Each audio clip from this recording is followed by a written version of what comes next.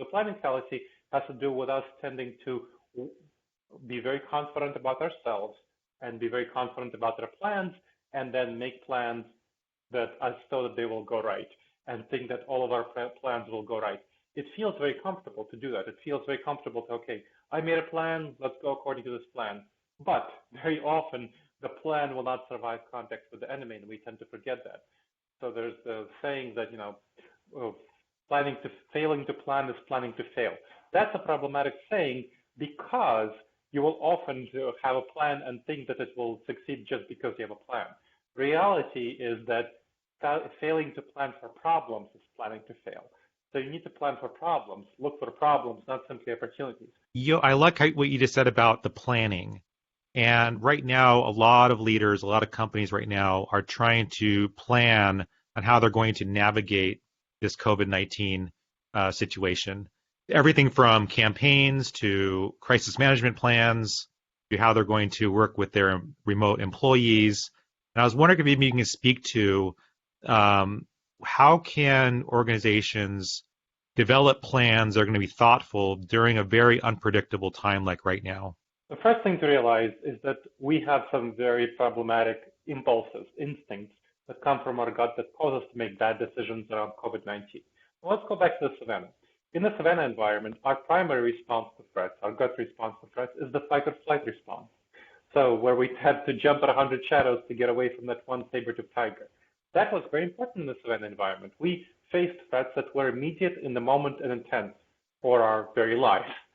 So we tend to, right now, when we respond to threats in the same way. We make very quick, very immediate decisions that are either fight or flight. That's not really good in the face of COVID-19. It's not something that you can easily respond to with fight or flight. I mean, you can see right now a lot of people are going, let's say, doing panic shopping, buying things that they don't need. That's their way of trying to fight the situation. And you see other people fleeing, which is ignoring the situation, thinking it's not a big deal. They don't want to acknowledge the gravity of the situation. That's the flight response. And you see a lot of that going on within companies as well. There are many leaders who are really ignoring it, who are just saying, oh, the stupid governor who is shutting down, business, that's really bad for a company. Why are they doing that? This is not a big deal. No worse than common cold, right? And you see a lot of other people who are very much in the fight mode and who are kind of emergency thinking, what are all the things that we need to do right now, fixing this emergency, fixing this problem, virtual teams, everything, go home. Neither of these responses is the right response, because people who are in the flight response are obviously going to really suffer when the COVID-19 reaches their company.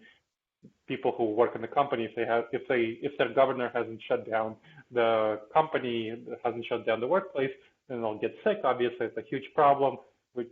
That's pretty clear. But the fight response is also very problematic because these people are functioning in emergency mode.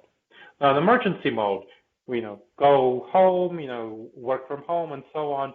All of these emergency planning, that is going to only carry you through a couple of weeks. It's pretty useful in a emergency situation of the kind that we're used to. Let's say, Houston was flooded, right? It stayed flooded for, a week, maybe 2 weeks. And that's the kind of thing that you can use your adrenaline to carry you through. But imagine if Houston got flooded and then stayed flooded. Imagine that situation. That's the situation we're in right now. We're not in an emergency situation. We're in a new normal situation. So this is a very different situation. You can't get through it through the fight response or the flight response. We are not evolved to deal with slow-moving train wrecks like the COVID-19 pandemic. That's not what our gut reaction is prepared for. So our feelings are going to lie to us. They're going to tell us to do the wrong things. And the large majority of business leaders are going to follow these feelings and are going to do the wrong things. They don't realize how bad COVID-19 is going to be in the long term. So there are a number of things around it that are going to be pretty bad. It's going to not, the shutdowns that we have right now, they're going to last through, May, June, whatever. And then some states may open up, but then COVID-19 will increase in that state, and that state will have to shut down. Otherwise, the hospital capacity will be flooded. And so what we'll have is not simply a short period or a couple of months of shutdowns, and then we'll be opening back up, and then everything will be fine. It will be a series of shutdowns and opening back up and so on. The COVID-19 may well be even stronger. It might weaken in the summer, but become quite a bit stronger in the fall and the winter of next year. So we know that this thing will be around for a while until a vaccine is created. What you're seeing right now is the new normal, and you need to prepare your company for that new normal. You need to throw out your old strategic plans, which most companies are still functioning by those strategic plans. They're not thinking about their long-term product release. They're thinking, okay, we'll be just doing a couple of months of virtual teams, and then we'll launch our products like that we had planned, a 6-month product launch. That's not going to happen. Or if it does happen, you'll be really screwed if that does happen, because it will not work for you. That's not what you need to do. You need to think about right now, very seriously, changing your business model. And by business model, I mean two things. I mean, one of the things is your internal structure, your internal collaboration. Right now, people have gone to work from home, and most are functioning in that, the vast majority are functioning in that emergency mode.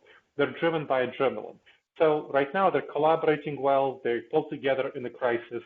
But of course, in a month or so, a couple of months, that will fade.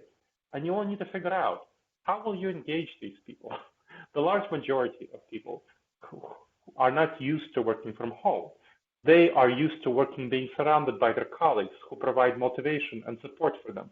So if they're at home isolated after the adrenaline fades, you need to figure out how to engage these people. Already, we have a crisis of employee engagement, where only a third of the employees in the United States, according to Gallup surveys, are fully engaged with their work. So that's a third.